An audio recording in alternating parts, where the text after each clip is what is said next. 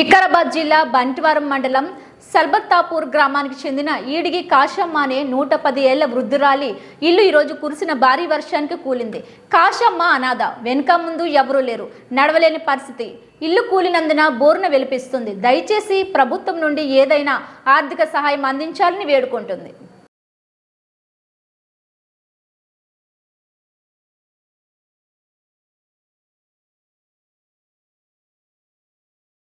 చెప్పేవా ఏమైంది? ఇల్లు పడ్డది, ఎట్లా బండలు పడిపోయినాయి, ఇంట్లో కానీ వాసాలు దూలాలుగా ఊళ్ళో పడ్డాయి.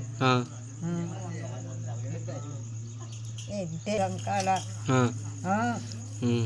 ఇంట్లో ఉంటేవా కూలినప్పుడు? అవు ఇంట్లో పండింటి దడదడ అనందడే మన మీద ఎవర్రా అనేటాళ్ళకి ఆ పిల్లగాడు అవతలికి దుంకే, ఆ పిల్లగాడే చేసే గొల్లోడే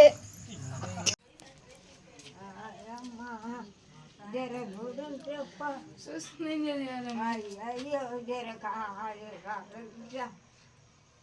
చూడండి మీకు మొక్కుతా.